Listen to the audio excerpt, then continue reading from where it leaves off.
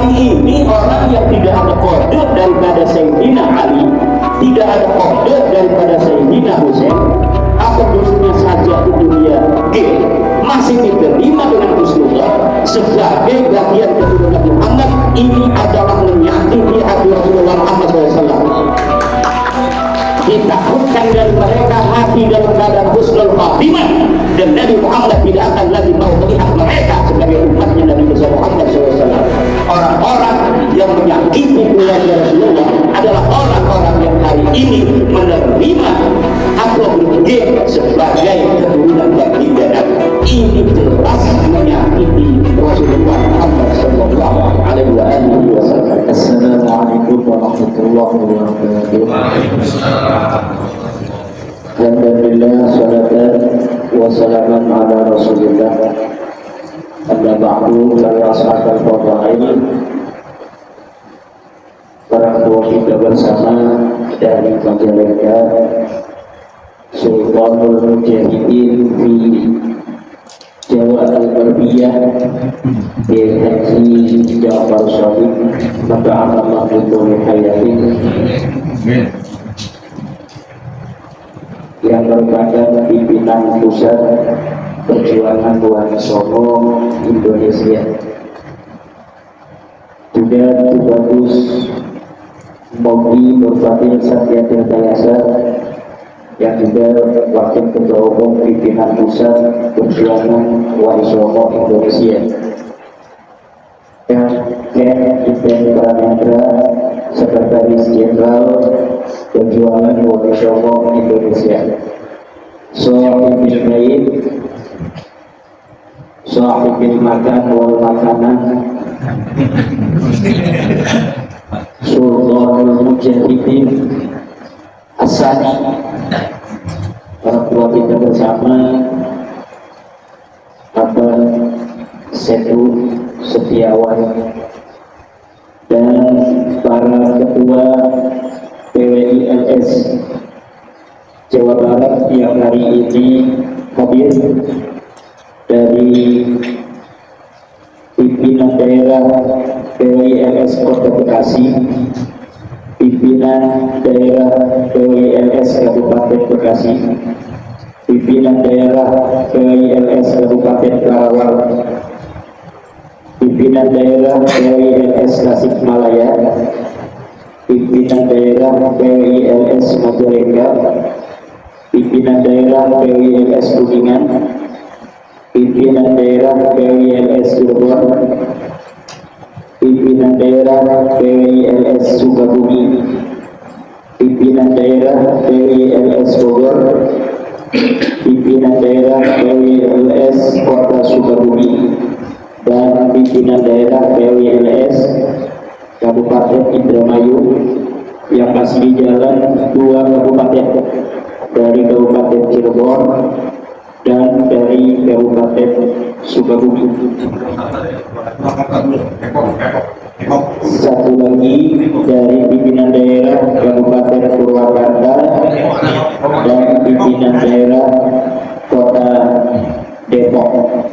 Alhamdulillah, ini berarti sudah 13 kabupaten yang sudah terbentuk pimpinan daerah di Provinsi Jawa Barat. Di Provinsi Jawa Barat itu ada 27 kabupaten dan kota. Kita baru terbentuk 13 kabupaten.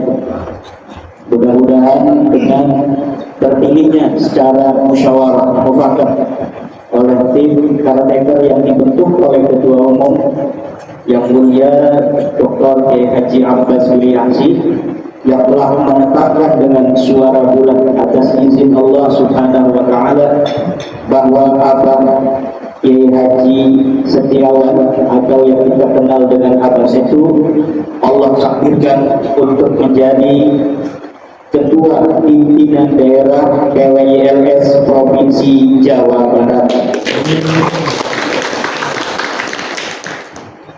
Kita berharap kepada Allah Subhanahu wa Ta'ala, Jawa Barat yang diberkahi oleh Allah ini akan menjadi percontohan di Nusantara, di Indonesia, sebagai sebuah daerah yang terlahir secara natural sebagai daerah yang tidak pernah dikuasai oleh bangsa di Nusantara lainnya, dengan peperangan tidak pernah dikuasai. Dengan Mataram katanya pernah, itu bukan dengan peperangan, itu menyerahkan diri untuk mengurangi konflik, menghindari peperangan. Maka disebutlah daerah Pasundan waktu itu dengan daerah Parahyangan, yang artinya menyerahkan untuk adanya ketentraman, kedamaian yang ingin dicapai oleh orang-orang tua kita dulu di tanah Pasundan. Majapahit yang begitu besar ini tidak bisa menguasai tanah Pasundan. Kenapa itu bisa? Karena memang Jawa Barat adalah daerah yang merupakan tertua di Nusantara ini. Bahkan Sundaland itu mencakup seluruh Nusantara, bahkan lebih dari Nusantara. Nusantara itu kan hanya Malaysia, Indonesia, Brunei, Singapura, Thailand, Filipina. Itu dulu Sundaland itu lebih daripada itu. Walaupun pulau ini kita namakan Pulau Jawa, tetapi Pulau Jawa itu berada di Sundaland. Oleh karena itu penting buat masyarakat kita Jawa Barat agar memiliki kembali nilai kebanggaan leluhur atas sejarahnya yang luar biasa. Oleh karena itu segala bentuk dari orang-orang asing yang ingin menjadikan masyarakat Jawa Barat sebagai budak harus dilawan dengan sekuat tenaga.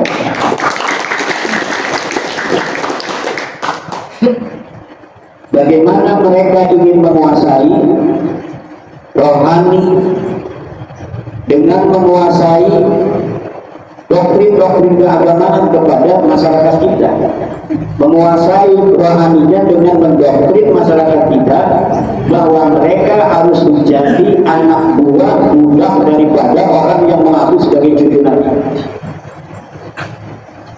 Orang yang mengaku cucu Nabi yang tidak terverifikasi, DNA melenceng, nasabnya tidak tercatat, sejarahnya luhur, kemudian memaksakan kepada masyarakat kita Jawa Barat untuk diakui sebagai cucu Nabi. Ini sudah tidak bisa lagi untuk dibiarkan. Kenapa? Karena mengakui Pak Lawi sebagai cucu Nabi hari ini termasuk ke dalam kategori menyakiti hati Rasulullah Muhammad SAW. Apa itu sanksi yang akan didapat oleh orang yang mengakui Pak Lawi sebagai cucu Nabi? Walladzina yu'duna Rasulullah lahum 'adzabun alim. Orang yang menyakiti Rasulullah, dia akan mendapatkan siksa yang pedih. Orang yang sudah terbukti terang benderang Balawi Habib Assegaf bin Sihab bin Sumit ini bukan cucu Nabi, tapi masih hari ini ada orang yang mengakuinya, sama saja orang itu adalah dengan menyakiti Rasulullah Muhammad SAW. Setiap umat Islam wajib untuk menjaga kemuliaan Rasulullah dan keturunannya hingga yaumil qiyamah. Dari keturunan Rasulullah akan muncul Imam Mahdi. Kalau hari ini kita menerima pemalsu-pemalsu nasab untuk diakui sebagai Rasulullah, berarti siap-siap kita akan menerima munculnya Imam Mahdi palsu dari mereka. Kalau Imam Mahdi palsu muncul yang akan melawan daripada Dajjal, maka berarti mereka atau Imam Mahdi palsu ini sebenarnya bukan untuk melawan Dajjal. Dia mengatakan dia melawan Dajjal, padahal dia termasuk bagian daripada Dajjal itu. Dia mengatakan membawa manusia ke surga, padahal dia membawa manusia ke neraka. Dia mengatakan bahwa dia akan membela agama, padahal dia menghancurkan agama. Dan ini yang dilakukan oleh orang-orang itu hari ini. Katanya orang-orang yang membicarakan nasab mereka adalah orang-orang pemecah belah umat. Bukan pemecah belah umat.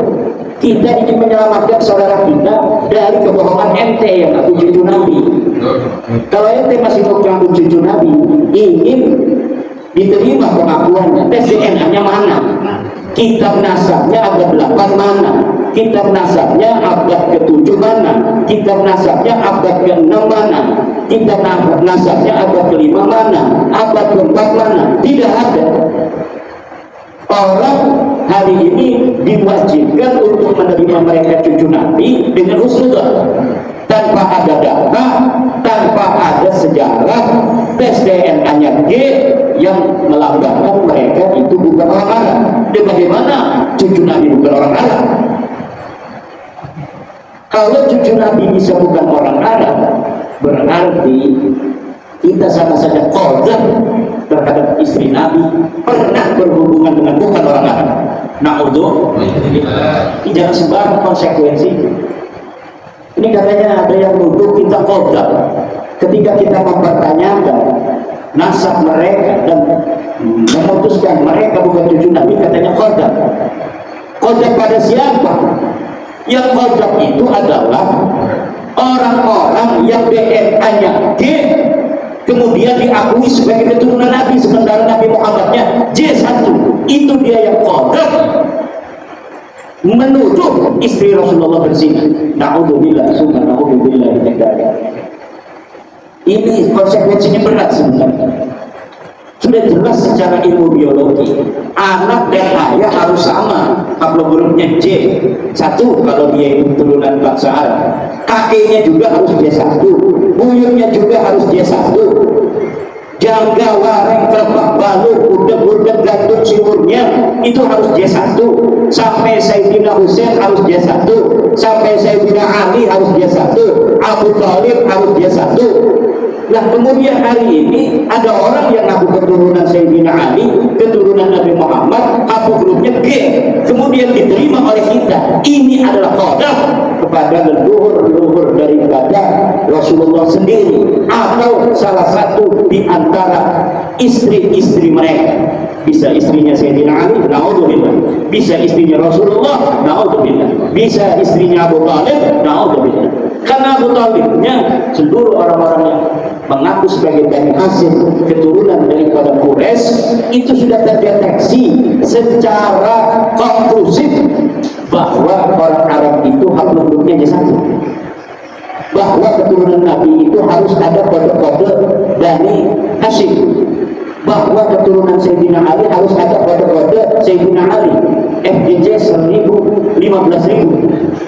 Keturunan daripada Sayyidina Husain ada kode-kode Sayyidina Husain. Hari ini orang yang tidak ada kode daripada Sayyidina Ali, tidak ada kode daripada Sayyidina Husain, haplogramnya saja itu dia G, masih diterima dengan husnudzon sebagai bagian keturunan Muhammad. Ini adalah menyakiti hati Rasulullah Muhammad SAW.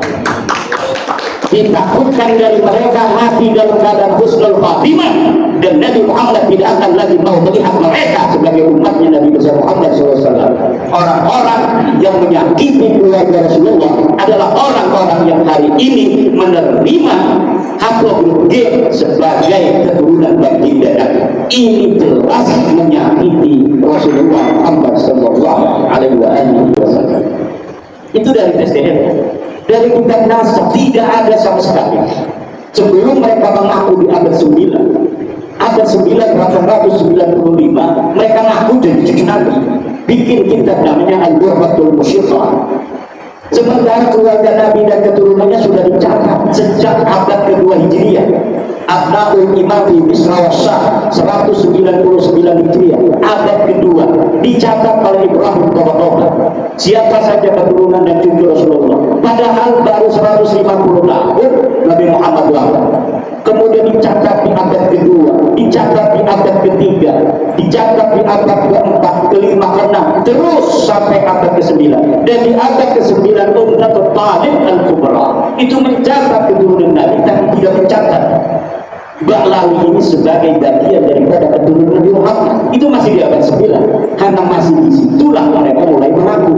Mereka mengaku 895, Ummatul Talib itu 820-an. Itulah 420 belum dicatat sebagai cucu Nabi. Kemudian beberapa puluh tahun kemudian mereka menulis sendiri bahwa mereka turunan Nabi. Dan itu pun bukan di dalam kitab nasab. Kitab nasab yang pertama mencatat mereka itu abad ke-10 An-Nafah Al-Hamdaliyah.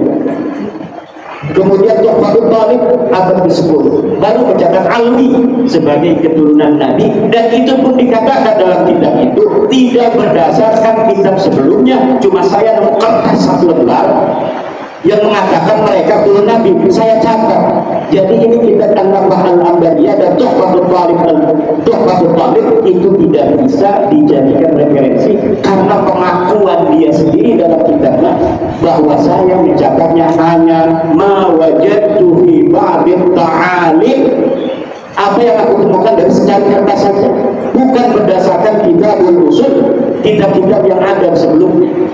Jadi kalau misalnya kitab Tuhfatul Talib ini ditanya dari mana dia mendapatkan kabar bahwa yang namanya Alwi keturunan Nabi, dari kitab nasab mana coba referensinya? Tidak ada.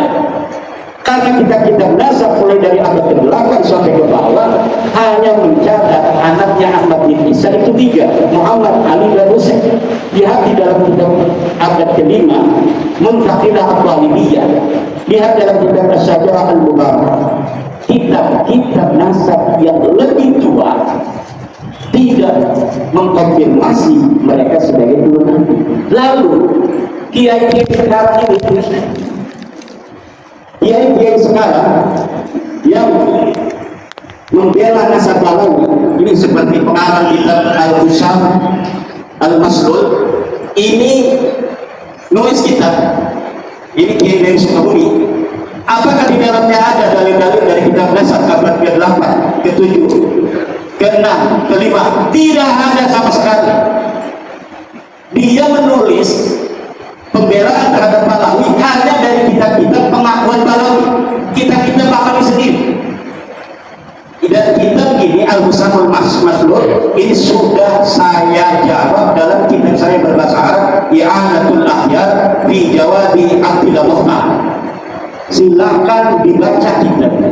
Kalau ini kitab bahasa Arab tapi bahasa Indonesia, ada bahasa Indonesia. Kalau kitab saya itu kitab bahasa Arab khalisan mukhlisan, jadi bahasa Arab saja. Untuk apa? Untuk para kiai-kiai. Kalau ditanya Ahmad bin Isa kiamat, makamnya ada. Di dalam kitab ini ada gambarnya beliau dengan makamnya Ahmad bin Isa. Ini makam Ahmad bin Isa, menunjukkan bahwa Ahmad bin Isa itu ada karena makamnya ada. Dan dijawab oleh Lutfi bin Yahya, ini makamnya. Makam palsu hari ini bisa ada, sebenarnya orangnya tidak ada. Jadi nggak usah kita yang jawab tentang masalah makam. Lutfi bin Yahya bisa jawab, dia bisa menciptakan makam-makam yang orangnya dulu tidak ada. Ya kan? Nah, makam itu Bapak, makam-makam itu ada yang palsu, ada yang benar. Makam itu, siapapun orang bisa bikin makam. Ada orang nggak tahu keturunannya siapa ke atas. Hari ini tinggal bikin makam-makam aja di tengah hutan. Dia bikin silsilah saya bin Jamron, bin Jamrun, bin Jamron, bin Jamrin. Lalu kita bikin di hutan Kalimantan 1 Jamrun, dibikin tanggalnya, dibikin bahwa dia sultan masa lalu. Kemudian di hutan Sulawesi kita bikin lagi makam 1. Lalu dia urut, ini makamnya di Kalimantan, ini makam di Sulawesi. Bisa saudara. Dan itu yang terjadi dengan Ahmad bin Isa yang ada di Yaman. Ahmad bin Isa orang Madinah dan dia tidak diketahui makamnya. Siapa orang yang bisa menunjukkan dalil satupun dari kitab-kitab masa lalu yang ada di sekitar Ahmad bin Isa itu dinyatakan ada eksistensi, yaitu di abad ke-3 dan ke-4, yang mengatakan Ahmad Isa pernah hijrah ke Yaman, ke ayat. Tidak ada. Sampai abad ke-9 sampai Ali As-Sakran menciptakan sendiri bahwa Ahmad bin Isa pergi ke Yaman. Kemudian dia mengatakan anaknya tambah 1 Ubaid jadi 4. Kitabnya kitab apa? Al-Qur'anul Musibah juga di abad ke-9 Hijriah, 895 Hijriah. Ditanya adakah kitab abad ke-8 yang mengatakan Ubaid itu sebagai cucu Nabi? Tidak ada. Kitab Nasab di abad ke-8 tidak ada. Kitab Nasab di abad ke-7 tidak ada. Kitab Nasab di abad ke-6 tidak ada. Kitab Nasab di abad ke-5 tidak ada. Kitab Nasab di abad ke-4 di mana Ubaidillah itu hidup tidak ada. Nah, kalau tidak ada demikian, lalu berdasar apa Anda kiai-kiai itu menerima Bahlawi ini sebagai cucu Nabi? Tidak ada dalil. Anda melawan Al-Quran, melawan perintah Allah, wala taqfu ma laysa laka bihi ilmun, dan jangan kau ikuti sesuatu yang kau tidak ada ilmu di sana. Ini dosa besar ini para kiai-kiai mengakui Bahlawi sebagai cucu Nabi, dosa besar, dzambun kabir. Yajibu alaihi nar illam yatubu. Kalau tidak tobat, neraka. Yakin, yakin-yakinnya mereka neraka. Kenapa? Karena sudah jelas 1 tambah 1 itu 2. Dia katakan 22. Pokoknya 1 tambah 1 22. 1 tambah 1 itu 2, 2-nya 1. Tidak bisa. Saya husnudon bahwa 1 ini sebenarnya 11, 1 dan yang satunya sebenarnya 11. Jadi 11 tambah 11 itu 22. Tidak bisa, ini sudah nyata 1. Ininya tambah 1, 1 tambah 1 2. Tidak bisa. Kita husnudon 1 ini sebenarnya ada di sampingnya angka 1 lagi. Jadi 1 itu 11 tambah 11 sama dengan 22. Ini orang yang model begini sama dengan orang yang hari ini menerima Bahlawi sebagai cucu Nabi. Diskusi terkait diminta dalil tapi mereka menganggap orang-orang yang mengatakan asal Bahlawi bukan keturunan Nabi, bukan keturunan Nabi, dia yakin itu sebagai orang-orang pemecah belah umat. Yang pecah belah umat Rasulullah itu ente. Yang bakalnya nanti di hari kiamat orang akan menjadi bingung, orang akan menjadi tidak bisa membedakan mana Imam Mahdi asli dan mana Imam Mahdi palsu. Jangan-jangan mereka tidak percaya adanya Imam Mahdi.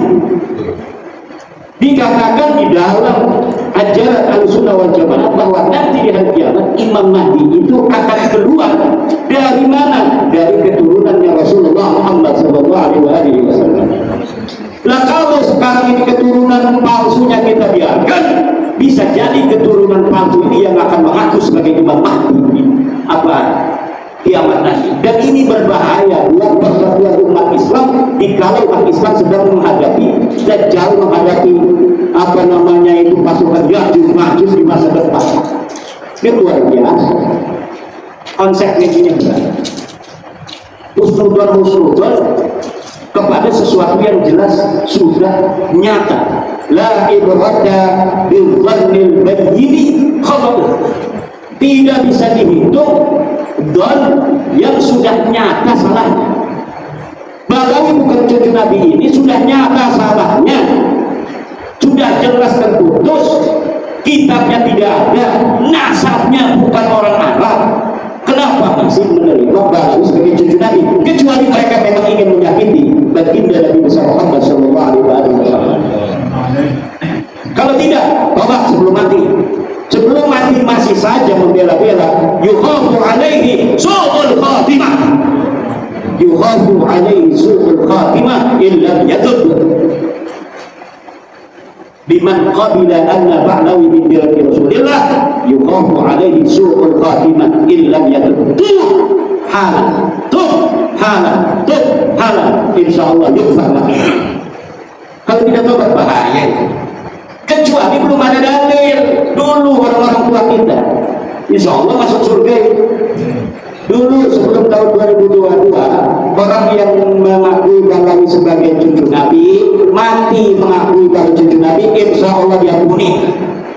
Tapi setelah tahun 2022 siapa saja yang mengakui Bahlawi sebagai cucu Nabi kemudian dia mati dalam keadaan membela Bahlawi sebagai pengakuan sebagai cucu Nabi, yukhafu alaihi su'ul khatimah. Bahaya unsur ini. Kenapa? Karena memang sudah tidak ada celah sedikit pun bisa dikatakan Bahlawi sebagai cucu Nabi. Bahaya. Tidak ada satu pun celah. Dulu yang pertama kali saya masih bisa mengatakan ini adalah penelitian bisa salah. dialektika selama 2 tahun ini mengerucut pada suatu kesimpulan bahwa memang mereka ini betul-betul mengfabrikasi dan menciptakan nasab itu di abad 9 sebelumnya sama sekali tidak ada. Ini yang tugas kita di Jawa Barat ini adalah untuk memberikan pemahaman itu. Wah, katanya nanti mau memecah belah umat. Ya, Nabi Muhammad datang ke Arab Saudi, di Saudi, ketika membawa kebenaran Islam, ya tentu ada yang menerima dan yang menolak. Yang menolak dari Bani Hashim ada Abu Lahab, pamannya Nabi. Yang menerima dari keluarga Nabi ada siapa? Hamzah, Abbas. Berperang mereka, tapi ujungnya ja'al haqq wa zahaqal batil innal batil kana zahuqa. Yang benar pasti menang. Yang menang pasti benar. Enggak, yang benar pasti menang. Kalau ada orang batil menang itu sebentar, tapi ujungnya dia akan kalah, hancur. Itu Al-Quran yang mengatakan wa qul ja'al haqq wa zahaqal batil innal batila kana zahuqa.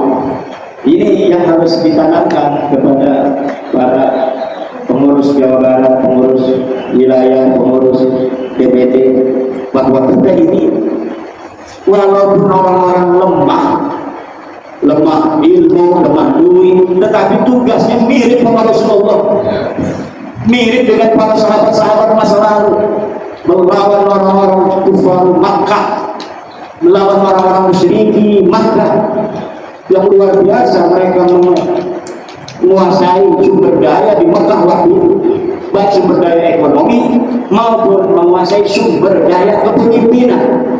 Tetapi Rasulullah munfaridan, sendirian saja pertamanya dengan keyakinan yang luar biasa.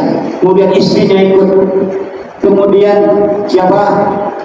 Imam Ali, ponakannya, bukan ponakan, sepupunya ikut, kemudian Abu Bakar ikut, kemudian Sayyidina Umar ikut, lama-lama kemudian banyak dan akhirnya menjadi kekuatan di dunia hari ini yang paling tinggi dari sisi keyakinan kepada Tuhan adalah di antaranya agama Islam.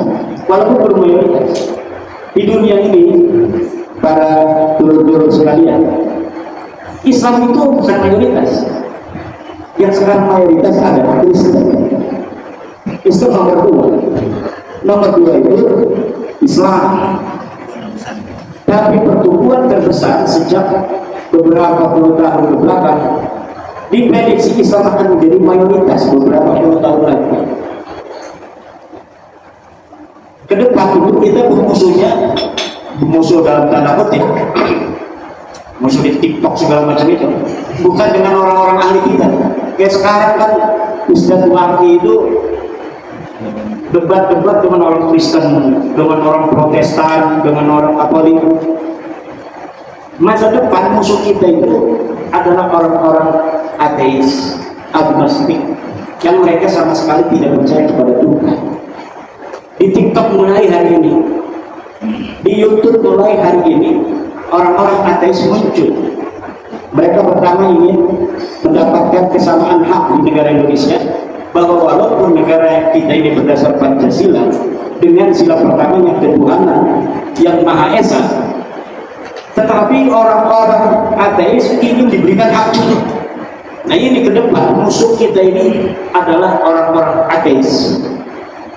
Maka peradaban ilmu pengetahuan waladiyah syamsiyah yang dulu dipersiapkan untuk melawan orang-orang ateis ini akan bermanfaat kembali. Ini harus diasah. Untuk apa? Untuk melawan filsafat orang-orang ateis yang mempertanyakan Tuhan itu ada atau tidak, Tuhan itu ilmiah apa tidak, apakah bisa Tuhan diilmiahkan. Nah, ini nanti yang akan terjadi dengan anak-anak kita ke depan. Mereka mempertanyakan kembali tentang zat Allah, seperti peristiwa 250 Hijriah ketika Abu Hasan Asy'ari, Abu Mansur Al-Maturidi melawan orang-orang ateis, Mu'tazilah melawan orang-orang ateis. Ini yang akan kita hadapi. Nah, sebelum kita menghadapi orang-orang seperti itu, maka kita juga harus memperkuat ilmu pengetahuan anak-anak kita. Bagaimana kita berbicara filsafat, bicara dengan metodologi waladiyah syamsiyah, dengan metodologi al-mungkin minat tolak. Kalau tentang metodologi ilmiah saja santri-santri kita tidak ngerti. Kalau sudah ada dalil tentang batalnya Balawi, maka Balawi tidak bisa lagi untuk diterima. Tapi kenapa santri-santri kita masih ada yang menerima? Karena tradisi ilmiah ini belum biasa dikonsumsi dengan konstruktif dan kritis oleh santri-santri kita. Ini maka akan bisa untuk diprediksi pertandingan dengan orang ateis ke depan, santri kita akan kelabakan. Kenapa?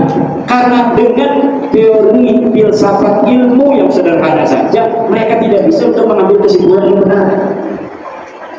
Kalau sebuah tesis, bumi itu datar, kemudian diketemukan tesis berikutnya yang mengatakan bumi itu bulat, maka dengan berbagai macam dalil-dalil yang kuat, tesis bahwa bumi itu datar itu hancur lebur dan tidak bisa diterima kembali.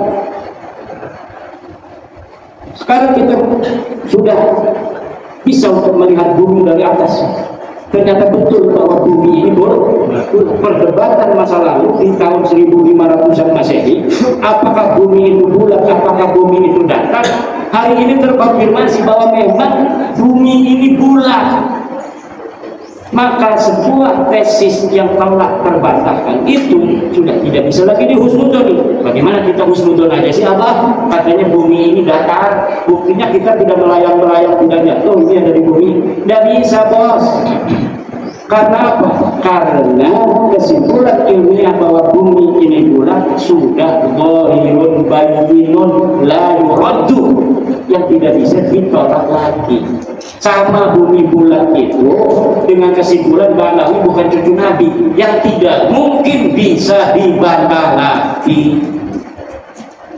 Yang masih menerima akan terbatas sendiri oleh dirinya sendiri, hanya nunggu waktu. Nunggu kecewa aja sedikit ditempeleng sama Balawi, dia akan sadar. Atau dia motornya dipinjam, menjadi kembaliin lagi, langsung itu saya ikut dia cuma dia. Hanya butuh sedikit kecewa untuk menjadi insya Allah sadar. Hanya butuh sedikit kecewa saja. Dalil tidak ada. Inna kalata iman abad walakin Allah yahdi man yasha. Nabi Muhammad kurang apa? Beliau adalah orang yang sangat dikasih Allah. Habibullah, Habib asli itu Rasulullah. Tapi tidak semua manusia di dunia mengikuti Rasulullah. Apalagi model Imaduddin Utsman yang katanya kecilnya aja tahu, katanya nama Imaduddin. Iya kecilnya tahu, saya kecil dulu sih. Kalau saya langsung besar nggak bakal ada orang yang tahu saya kecilnya gimana. Orang saya kecil dulu, manusia betul-betul terlihat pada sekampung saya. Al-Kreseku ya'lamuni, Al-Kreseku ya'rifuni, Watangramu ya'lafuni. Nggak bisa saya itu menutupi diri saya dari orang Kresek, dari orang Tangerang, karena seluruh orang Kresek Tangerang tahu saya.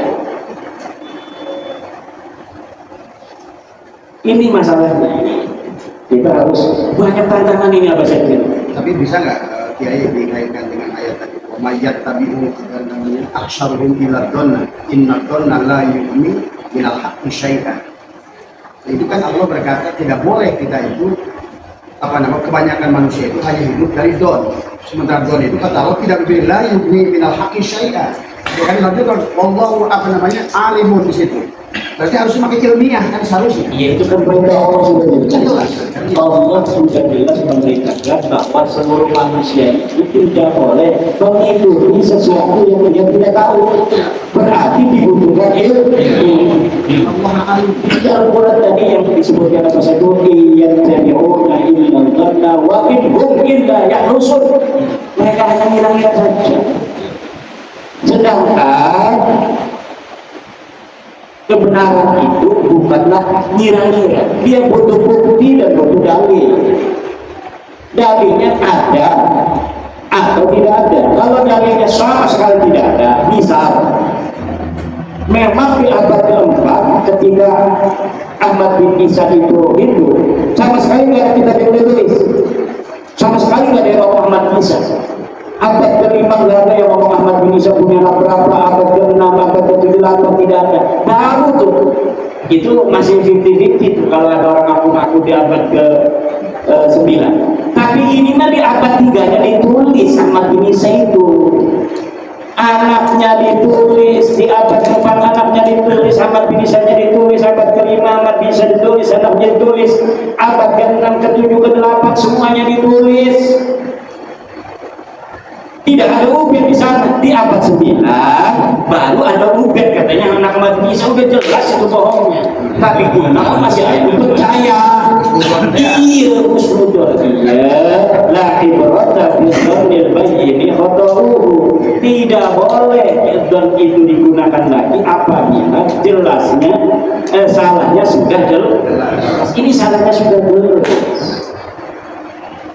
Kita misalnya nyata apa saya itu tadinya asli Bekasi, namanya Don dia boleh aja tinggal dari Bekasi.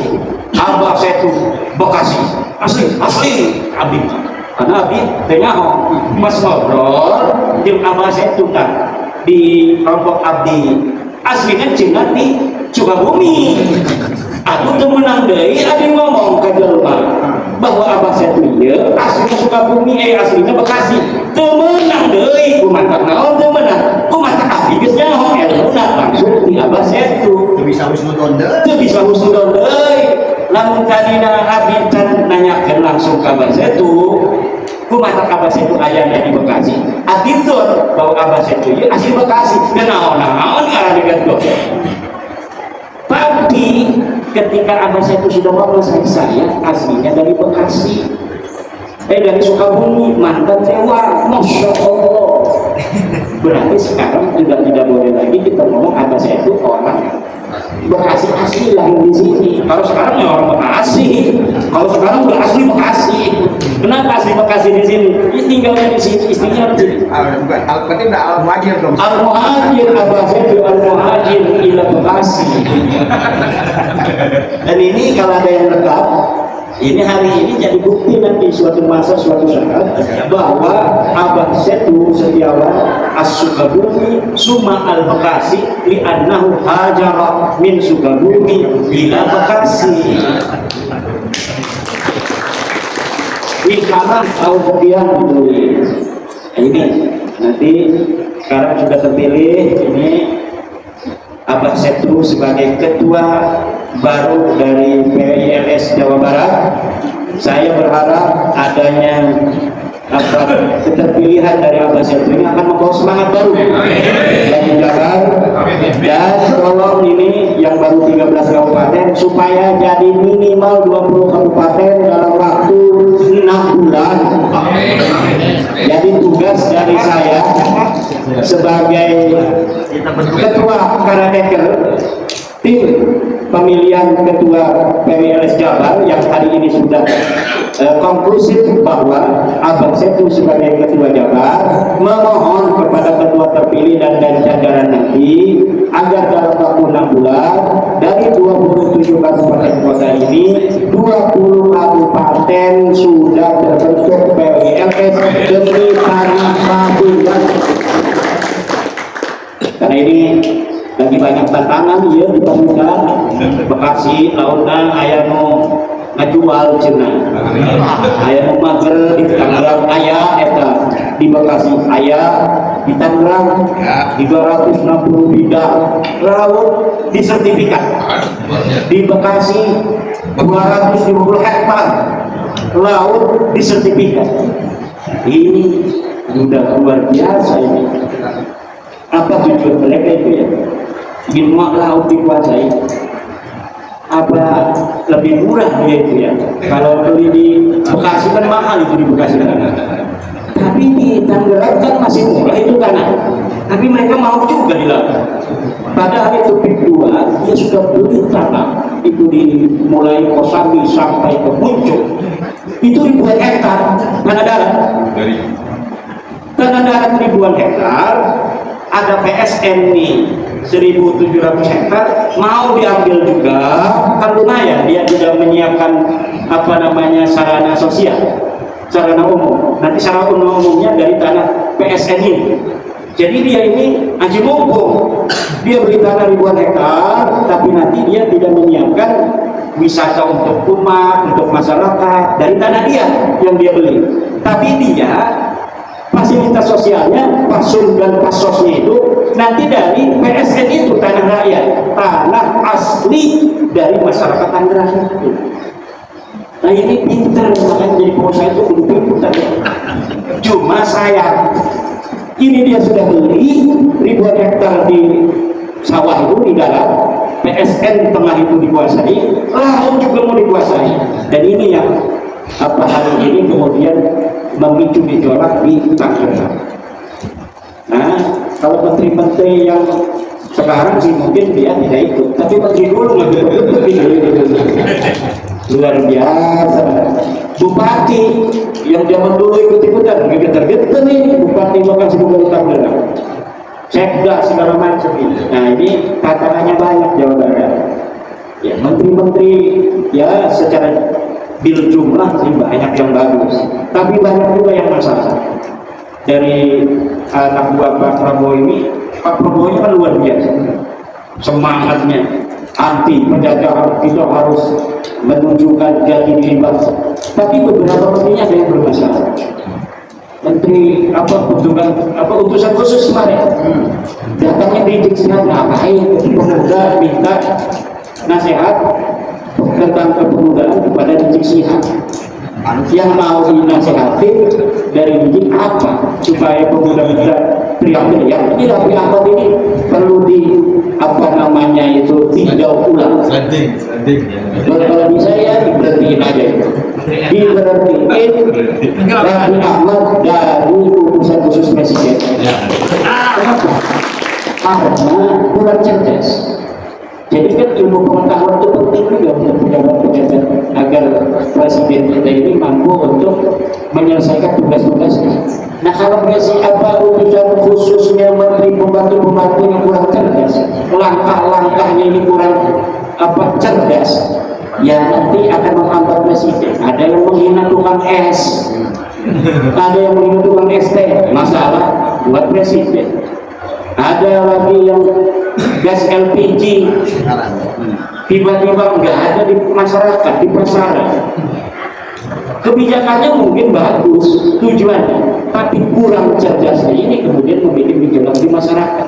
Ini yang harus ditinjau ulang kembali di pembantu model ini. Menteri Agama juga nggak bisa menurunin haji. Ongkos naik haji sebelum Pak Yakub itu 35 juta tahun 2020. Masyarakat bayarnya hanya 35 juta, dolarnya itu 15.000. Ketika Pak Yakub naik jadi 55 juta, 35 juta ya tahun 2020, waktu sebelum Pak Yakub jadi menteri. Ketika Pak Yakub, peninggalan Pak Yakub 55 juta, naik drastis, padahal dolarnya sama. Dulu 15.000, sekarang dolarnya 16.000. Nah sekarang menteri kita agama yang baru juga tidak bisa untuk mengoreksi kebijakan-kebijakan menteri agama yang lalu. Harusnya kalau tahun 2020 bisa 35 juta itu masyarakat membayar haji, harusnya tahun sekarang bisa dikoreksi kebijakan menteri yang dulu karena alasan COVID. Kalau kemarin itu naik, sekarang sudah tidak ada COVID. Kalau misalnya saya jadi presiden, saya akan perintahkan menteri agama dulu waktu sebelum COVID bayarnya masyarakat 35 juta itu pergi haji. Sekarang Anda jadi menteri agama harus jadikan ongkos naik haji 35 juta kembali, kalau tidak ente mundur. Karena menteri agama itu standar bahwa dia mampu untuk menjadi menteri agama atau tidak, itu yang paling terlihat adalah dari ongkos naik haji. Dan kemarin kita lihat ongkos naik hajinya masih 35 jutaan, hanya muluk sedikit aja seidrat. Dan ini membuktikan dia tidak lebih baik dari Menteri Agama sebelumnya. Ini banyak sekali PR-PR kita yang yang harus kita bereskan. Kita bukan hanya memberesi tentang masalah NASA, tetapi juga kita akan membantu siapapun presidennya agar presiden kita kawal untuk mampu memberikan kemajuan kesejahteraan kepada rakyat Indonesia. Selamat kepada ABC yang telah dipilih secara aklamasi berdasarkan sepakat sebagai Ketua PWI RS Provinsi Jawa Barat. Semoga dapat mengemban amanah penderitaan rakyat Jawa Barat agar dimerdekakan dari penjajahan spiritual. Dan kepada seluruh pimpinan daerah kabupaten yang sudah terbentuk dari 13 kabupaten, 1 komando untuk Jawa Barat, Abah Setu Setiawan. Insya Allah barokah manfaat dunia akhirat untuk kita dan anak cucu kita. Wallahu wal muwaffiq ila aqwamit thoriqin. Wassalamualaikum warahmatullahi wabarakatuh.